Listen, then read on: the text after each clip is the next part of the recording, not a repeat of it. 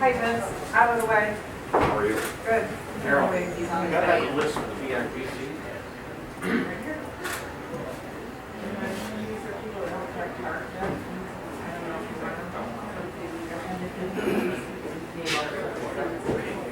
Hey. All right, great. How are you? Good morning. Nice. All right, very good. This way? Okay. All right. Yeah, first action. Oh, there you are. I'm going to sit him On the way up. Yeah, okay. I'm like, Should they send in the question or appeal at the beginning? I sat down last night in my chair and they told me I can't see Yes, this. yes. It's been all out. And I said, well, I'm sorry, but. That's why that's such a little.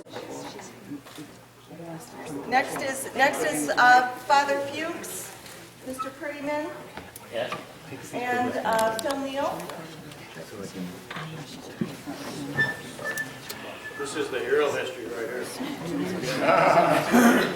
There you got it.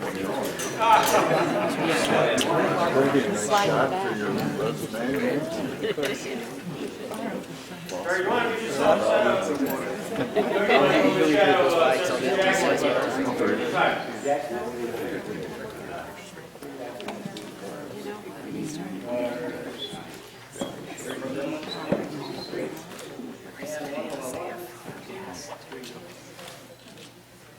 Thank you very much. Okay, now we're going to go into individual photos, board members. If you want to line up, we're going to have to come over here.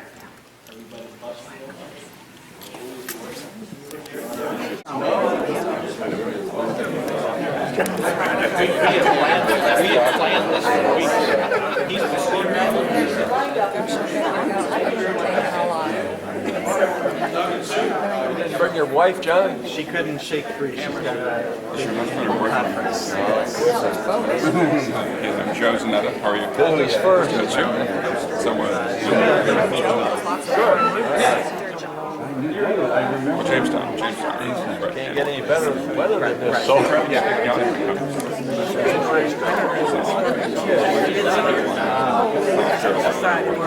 I wanted to come back yesterday and go back. And I said, I can't do that. So, and I don't know why this is. this is her.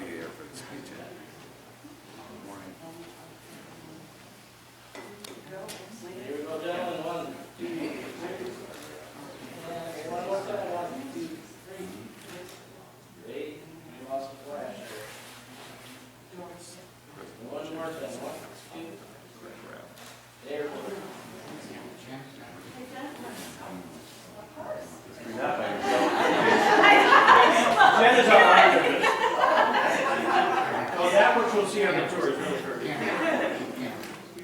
it off.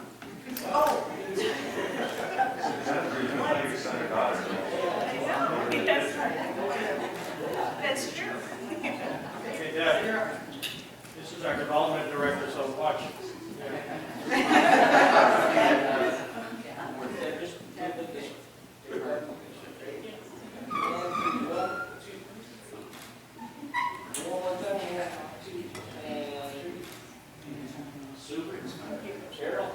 And this is the boss, with all the respect.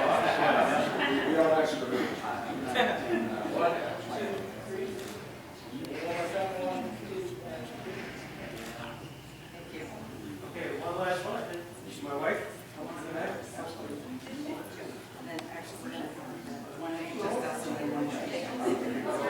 Right, all right, stay. All right, he's the musician.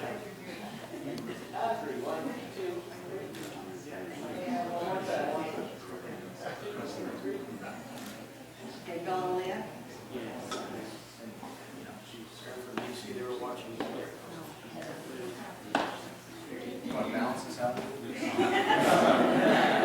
That's going on, man.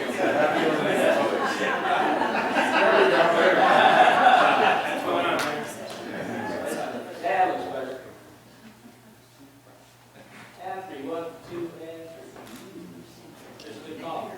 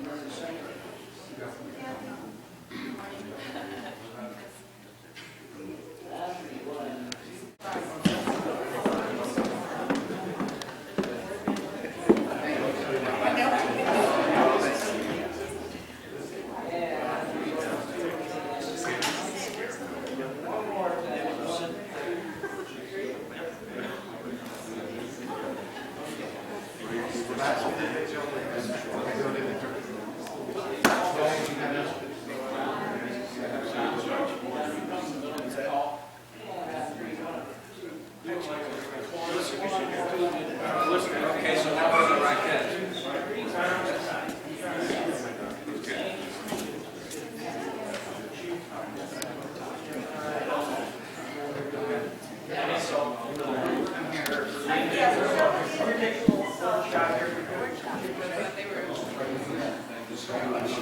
You want the center seat?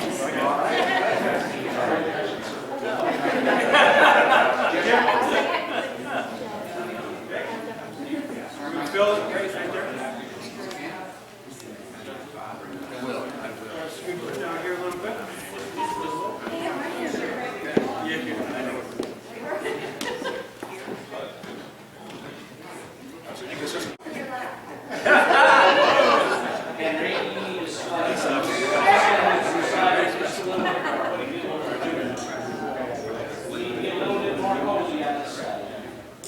There we go.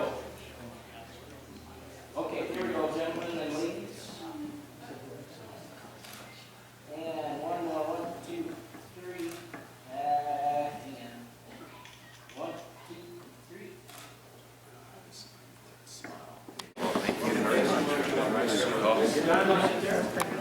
Thank you. Glad you made it. I told them that you are not your father. It didn't work. I didn't tell them to do it. Did I? Very nice. I was innocent. I told him we can't be smart about everything.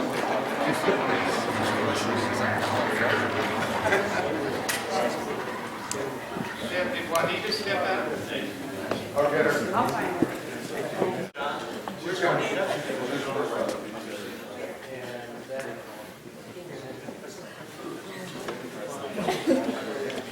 There's nothing wrong with enthusiasm. And she's got enough for 3 people.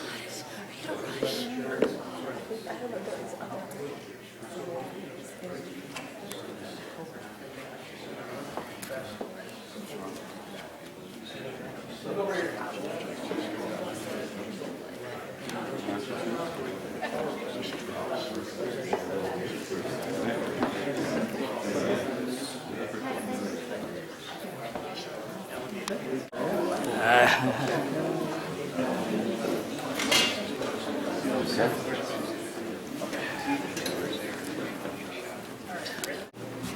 just want to yourself. The only one I don't have. And you said, let's correct that. So you'll actually see the end product here. Back up. Back. Yep. Well, the official photograph. That's right. You were kind enough to sign that. That's why now I can sign it. Great, good. I hope you're not around to fill in. No. That's right. This is what we've been able to get from the family. Sorry, they've given to us the actual. That's all the. Certification from the president. You should have one. Solicitor General. There's two over there. Yeah, I count 16. Oh. And How about the white? really fortunate to have to get that from the family. And also have a chair. Yeah. You're right. Just a little bit of what we've been able to do is, Justice Jackson's public life is pretty well known. It's the private life. You want to know, how did this individual who never went to college, never graduated from law school, what is it that pulled him up by those bootstraps? And that's a remarkable story. This was his reading list. When he graduated from Frewsburg High School at age Frewsburg High School, and then there was only 7 people in his class. He was a valedictorian. Then he decided to come up to the big city, Jamestown, and this Mary Willard took it upon himself to say, all right, this is a course of reading you should have, Mary Willard. And so as you look at this list that he read, you would say, frankly, I'm embarrassed when I read that. Yeah, I'm not going to read it. All little ones you could check off. Yeah. Put a sense of a little bit of his life here in Jamestown, and that's what's been fun for us to be able to identify. There's a book out now, just Jackson in Jamestown. You're very successful. You had a successful career here in Jamestown. But just a little sense, we've been able to Get out of your way. memorabilia. The community has been very, very involved in digging up their attics. That's great. When we first got started, it was safe to say that Chief Justice heard that Justice Jackson's knowledge base here. They knew he was a justice of the Supreme Court, not sure when. They knew he was at Nuremberg, not sure what he actually did there. And at the same time, he was buried in Frewsburg here. I'm pleased to say, but your presence and Chief Justice Rehnquist and everybody else who's come here, our area certainly knows a lot about Jackson. This is great. He was a Mason. When we bought this, and 33rd degree Mason, is that part of your family roots? No. And in fact, we did appreciate the fact that he was in this building. He spent a lot of time in this building as a member, but at the same time, here is a class where in fact, we came back, it's the Robert H. Jackson class, and that was the theater which we were just in. Right. It's 33rd degree Mason. And they had a class named after him. So it's stuff we found out of literally attics. Let me show you the commissions here.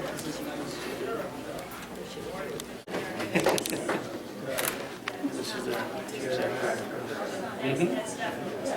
speech. And over here, among the things people have given to us, this is his appointment at Nuremberg.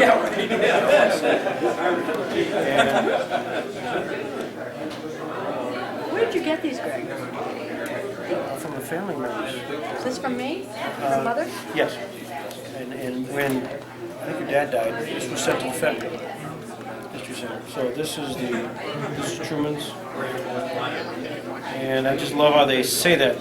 Know that you reposing special trust and confidence in the wisdom, uprightness, and learning of Robert H. Jackson. I do appoint. And this is Which is amazing that family members. There were just with, I was just didn't dad died. I had just like a cabinet. Was that right? Just like books and everything and photographs. I just In the tossed very everything back. in there, so I don't know. In the very back. I was like, oh my lord. And then it took John Barrett to just help us figure out where it belonged. Tell the chief about that man, that book. Oh. It's a manuscript of Justice Jackson.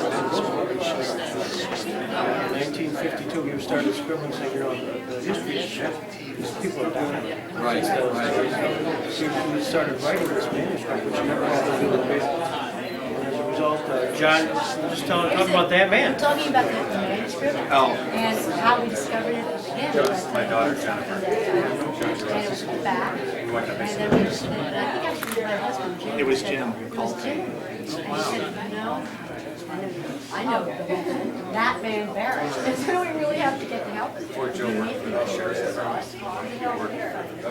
That's right. And then published it. With, of course, permission and great assistance from your mother and you. I know, but just think about that. That could have been, you know, Right. Every historian's nightmare is the dumpster. And but you hovered around as well. You knew it was never going to be thanks. We got all kinds of awards. We take up to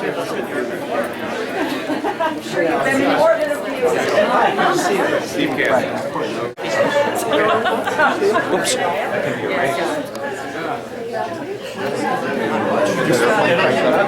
Yeah, it's all ready to go. All right. This weekend, I hope.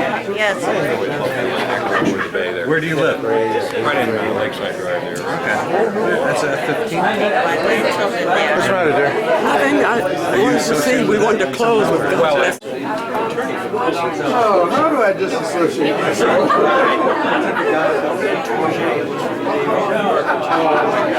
Most of the time, I'm very proud to be here. There are times when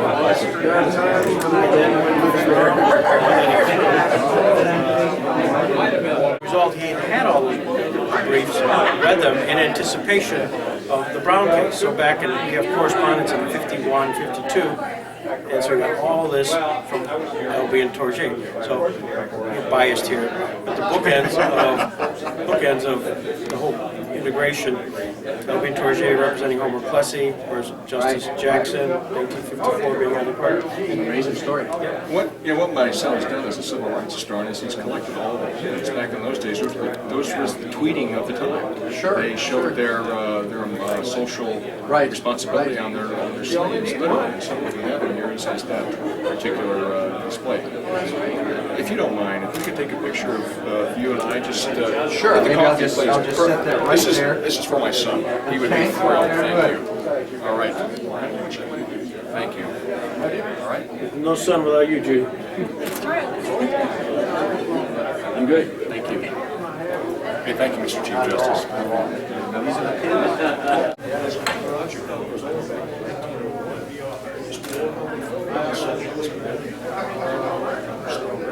In some cases, great danger. Sure. It's too fascinating.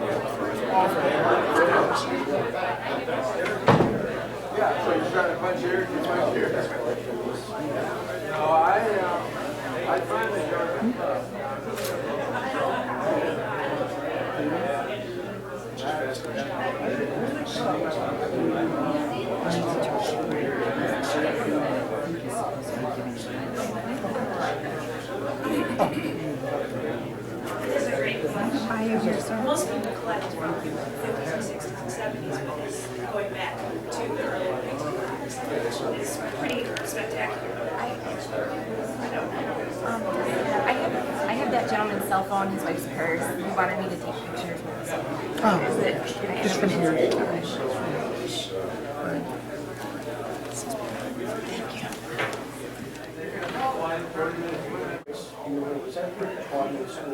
I don't remember much about that when I was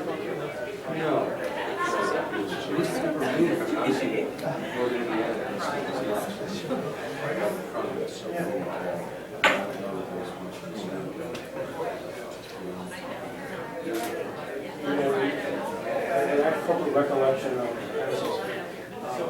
black and white TV with Louis Lover. Is that a memory of that? Oh, Birmingham and that?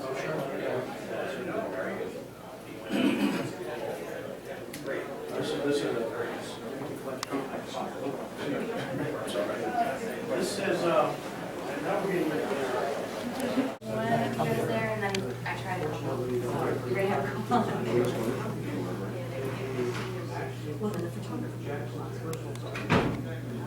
They talked about in the meetings that if anybody is in the pictures that they're gonna get copies to you guys. So yeah, absolutely.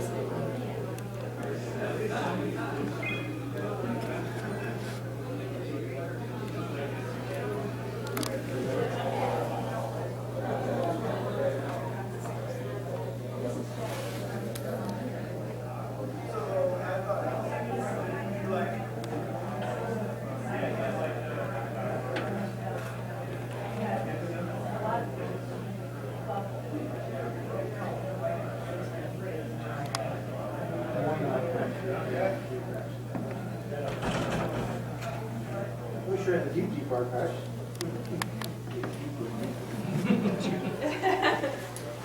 It's actually very for you. It's amazing. These are all these boxes are basically law clerks, Mark Jackson, Nuremberg prosecutors, his secretary, Elsie Douglas, and as they've passed away, they have sent stuff to us so we can really replicate much of what he had. Right. Exactly. And so it was pretty nice autograph. Stuff. And then there is, we've really gone way out of our way on oral history, like sort of like what we did last night. You're being a history guy, being a history guy. We've interviewed hundreds, seemingly, of people who were involved in Jackson. As time goes on, our goal is to have that become more user-friendly. I think we're on our way.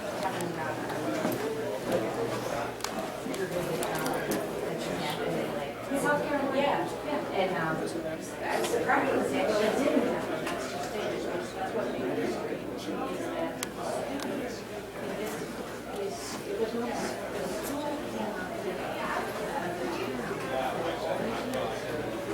By Gail Gier in Paris, he was walking up and down the River Seine and picked up all of these posters.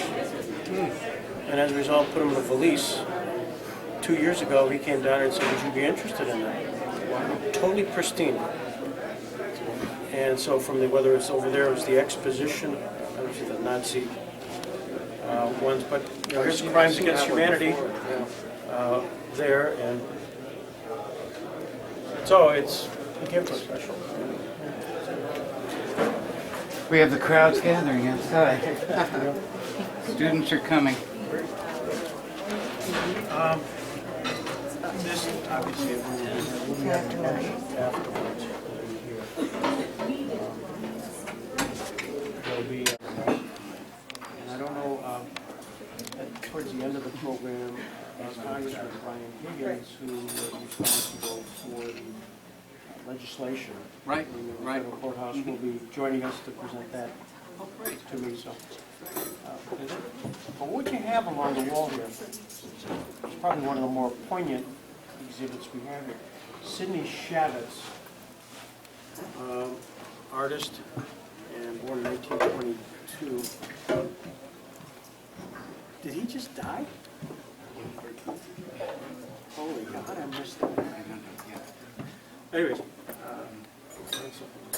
Sidney Shavitz, Jewish, he was born in Switzerland, and he had there was a lot on the victims of the Holocaust, virtually nothing on the perpetrators of the Holocaust. And so he studied for a couple of years those individuals and took all these lithographs, made these lithographs. And it's from, when you walk in here initially, everybody sort of takes a step back because you have a rogues gallery of individuals, and then it's amazing. Either people sort of exit or they start reading it. And 2.5 hours later, they're still reading them because of the way that they look. And they tell you Rudolf Hess, and maybe his role. They got scientists, lawyers, chemists, and then ultimately what they did. And the not so subtle message is, if you aren't concerned about ideologies, everybody can get caught up in a vortex. It's really a stunning exhibit. Yeah. Doesn't lend itself to wedding receptions. You know,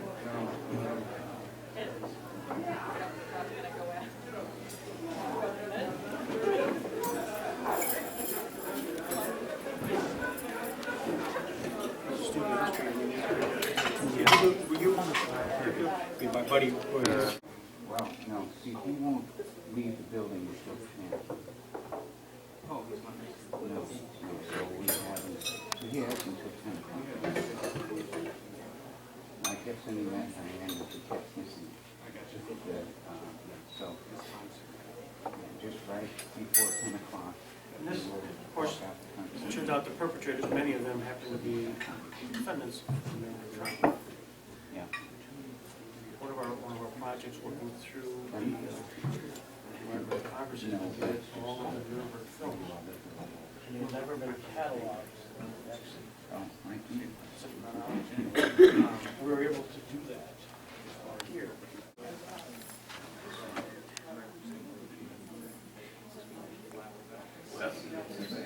Your kids at an age where they're asking you about your job? Oh, sure. Yeah. Oh, sure. They know we talk about the cases. I have to be careful, make sure they don't talk to their classmates about it, because it is Washington. And everybody there. But, oh, yeah, no. This role here are the defendants. It's Sidney here, the artist, and we interviewed him, and it's just talk about the cell lines, making sure, inevitably talking about what their role was, and what happened at the Nuremberg trial, the postscript to it all. In fact, we have one docent who's done so much research on these individuals for the last 5 years. He actually wrote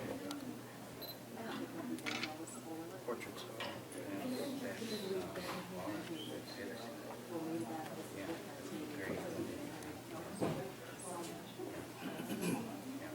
We find ourselves about 1,000 visitors.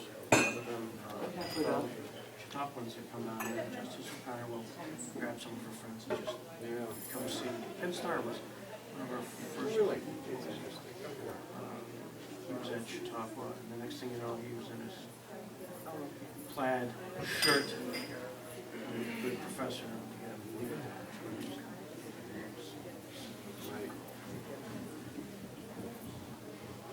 Of course, at the same time, when I found out about this, I wouldn't let the opportunity pass without I getting a camcorder. And of course, Judge Starr would just sit down. What's his own meeting? Rapid fire.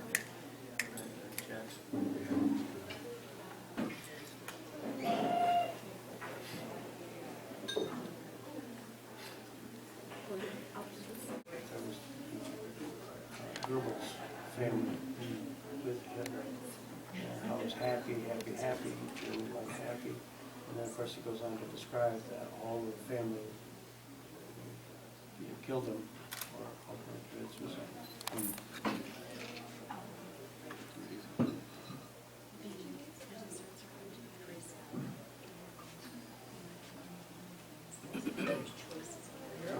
We've been very lucky to have such points. This is my wife, of course. The one flitting around, not too far off from Jane, right? Right. But we have a daughter that's a figure skater. We understand your kids are skaters too. Oh, yeah. They both played hockey for me, including Josie, but she focused last year on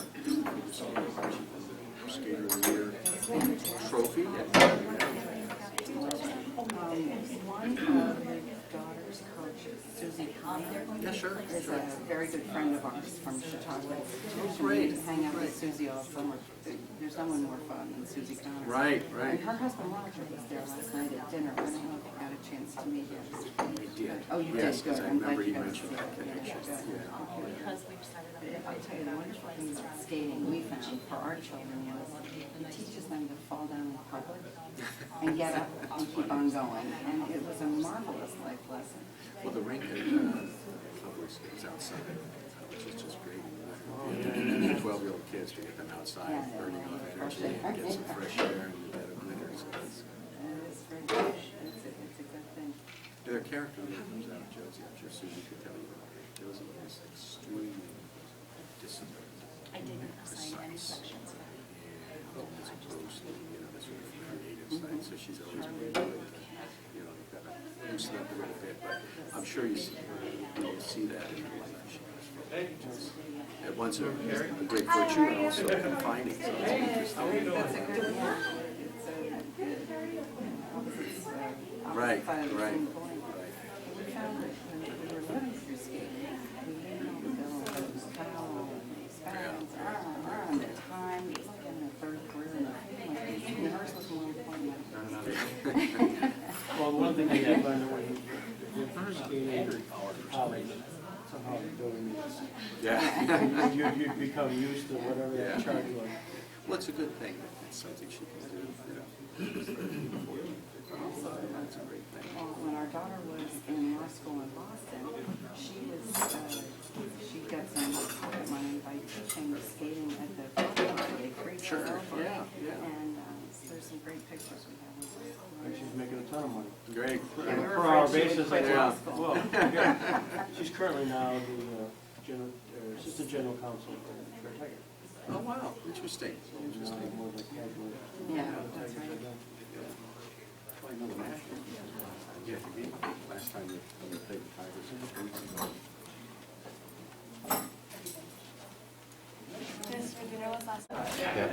Huh? Thank you. About a day. Yours has to be So taken. Wednesday, like 3. Everyone else gets Professional. At least it's being taken. Thank you, Cindy. I'm studying for the DAT. You want some more? So No, the this is class I'm fine. taking-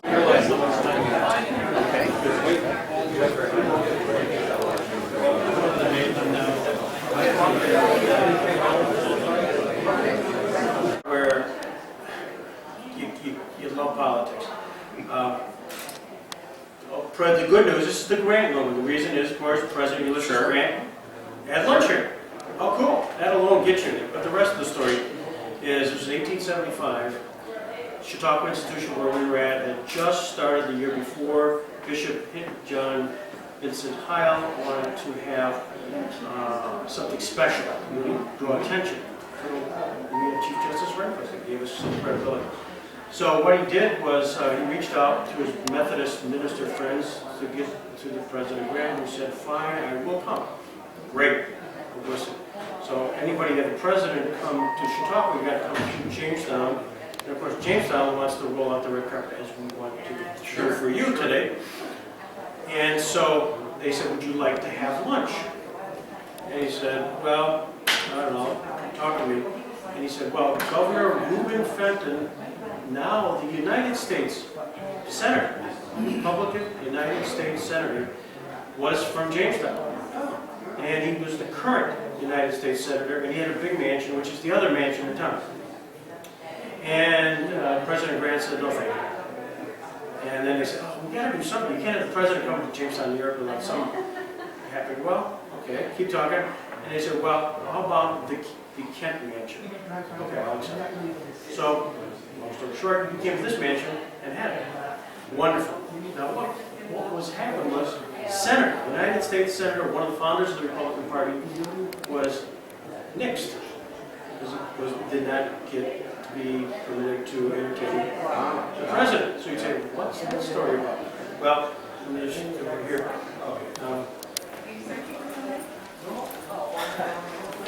Because I had to do a little research on this. In 1872, 3 years before, there was a convention in Cincinnati, and President Grant was up for renomination. And there was a movement afoot within the Republican Party to try somebody else. So one of the leaders of that was Reuben Fenton, advancing the cause of Horace Greeley. So Reuben Fenton, advancing the cause in 1872, didn't work. The convention chose Grant for another, he was reelected, and the memory was so long, so even though he came into the backyard of Reuben Fenton here in Jamestown, he wasn't permitted to entertain him. Well, long story is Senator Fenton, best friends, Kent, had to knock on the door and ask if he could come to see the president. Now, poor Mr. Kent, he's the ham in the sandwich. And the president doesn't want anything to do with this guy. He's got a long memory, bada bing. Politics. These are the transcripts from the Nuremberg trial.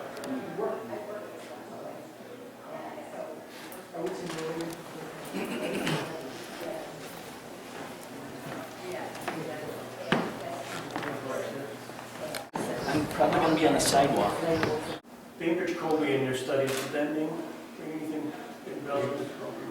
He's another guy who was Secretary of State during Wilson. Going back further, Justice Jackson is right there. He's one of us private practitioners. You remember those days, don't you? I do. By the way, that was so much fun. I had no idea that you guys actually had that, actually argued against each other. Yes, that was a lot of pressure, at least on me. So I thought I had was prepared. National Wildlife Association versus Wuhan. And you, did you see them? Yeah, that's great. But this is our Bar Association room. We also, up here, we were able to get from one of the Nuremberg prosecutors. He passed away, gave us his entire library. And I don't know if your paths had ever crossed with. No. What a fascinating guy, because even though he certainly integrated Mississippi, he's his own man. He was a military guy at the time and was going to take no for an answer. And he really didn't care. And then when he integrated, the movement tried to say, hey, can we bring you in? He goes, nothing to do with you either. So he was his own man. Ultimately, he and Ross Barnett became best friends. So here's the Mississippi governor who was, just like George Wallace. Right. Would have nothing to do with him. And they go out and have, later on, because he spent time in our house. Yeah, that's wonderful. We had John Doerr here. Oh, great. And Nicholas Katzenbach came. And again, did your paths cross with those folks of that time period? Not really. It really is ahead of the time that I was certainly coming into public life. Henry King was one of Jackson's young attorneys at the time, and went on to spend most of his life thereafter advocating for the International Criminal Court and other things. He's from Cleveland, Ohio, and he gave us a lot of stuff that were really related to him. He became the chief prosecutor in one of the subsequent Nuremberg trials. Jackson's trial, and there were the 12 subsequent ones. And this was Henry's claim to fame. So he gave us some good stuff, and then he gave us his entire library. We converted this, bigger than I, much bigger, is they turned this into this shape, which then preserves this, you can actually store stuff back here. I mean, I would have just put things along the wall. Sure, let it go with that. Yeah. We do a lot of the interviews when we've annually had the Robert H. Jackson lectures here at Chautauqua, in the greenhouse, Seth Waxman, Paul Clement, have all been up here to make these presentations. And we always try to sneak away and do an interview with them. I'm just a little history guy. No, that's great. Wonderful. A lot of Henry. Great collection. Yeah. So this is all part of the Jackson Center. Our library is completely quiet up at the port. Is that right? Yeah, we use it as a place to get away, not as a place to look at books. Well, I think it's about... Can I trouble you for a quick picture? Of course. Why don't you take that off? Why don't I So take it that looks off? better without... Put that behind me. Okay. Thank you. Here we go. 1, 2, 3. Sorry, that's habit. 1, 2, 3. My wife and I actually lived in this apartment when we first got married. Oh, you're kidding. of the apartment downstairs, and this was a playroom. Was that right? Big stereo system, fish tank, and all of that. You tore it down. We did turn it. This is the book I read, the college versus Allendale.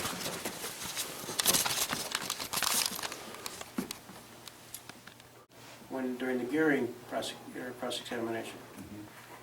And Henry, that's Henry, and this is Julia Craighill, this is one of the granddaughters of Tom, who you've met. And these were the 4 that were at this particular event.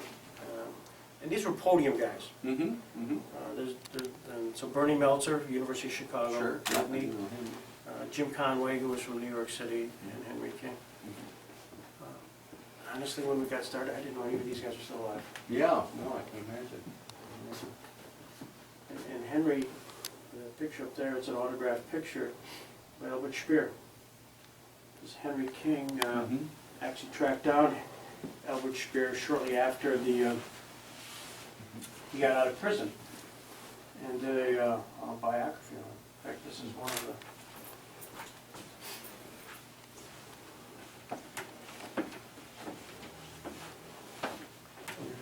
Henry King, Albert Speer.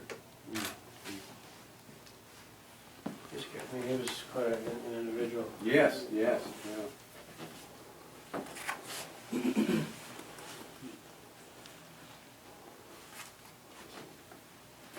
Well, let's give you a chance to take a break. We're going to start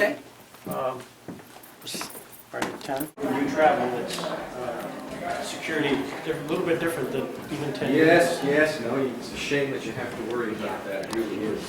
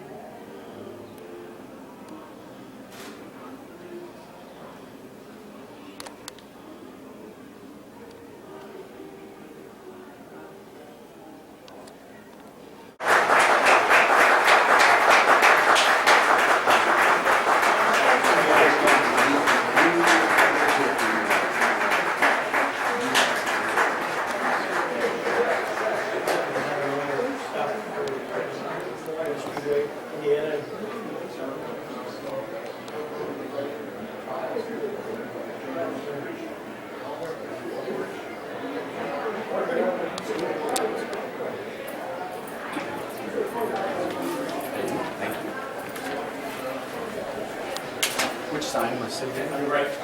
On the right? Okay, great.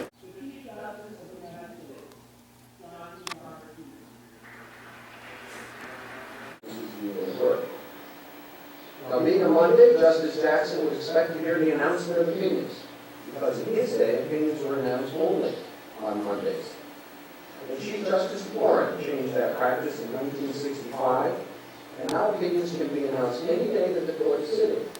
Under our current practice, the court rarely announces opinions on Mondays if it is also hearing arguments on that day. Justice Jackson, as a former Solicitor General, would probably be most interested in the changes in how the court currently conducts oral argument. The Solicitor General is, of course, the federal government's lawyer in the Supreme Court and presents the government's arguments there. Jackson once described his tenure change in 1970, when Chief Justice Berger reduced the time to 30 minutes per side. Now, that change has dramatically affected the style of the arguments. Counsel can no longer use their time to engage in a relatively leisurely discourse with the court. The justices are anxious to reach the heart of the dispute quickly, and counsel must be prepared for aggressive questioning from the bench. I believe that Justice Jackson would have lost ourselves already. Now, I would have to leave it to others to decide if that changed since Justice Jackson's time. Jackson urged the advocates to maintain focus on key arguments, and he pointed out that questions should be relevant. As he put it, it is clear proof that the inquiring justice is not a suit. Jackson recognized that the purpose of the argument is always and only to assist the court in resolving a legal dispute. He saw oral advocacy as a high part.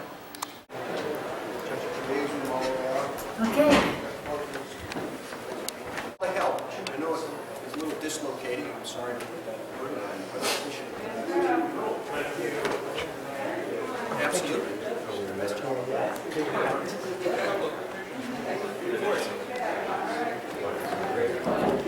job, like that.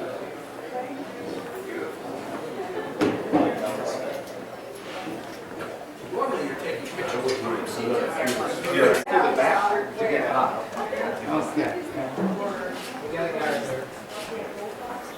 I didn't. I thought. I couldn't see that rather. Thanks for your time. Thank you again. Very appreciate it.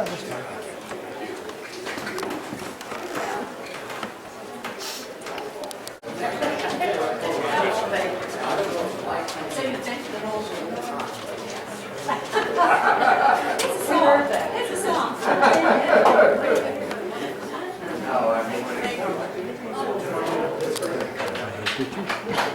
The grandkids.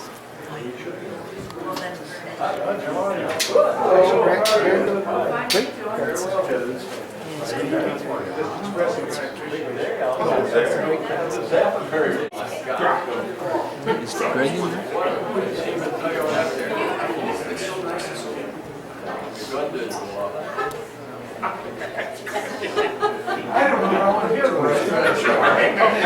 Probably got a whale of a lot of work to do. I thought you were going to do it.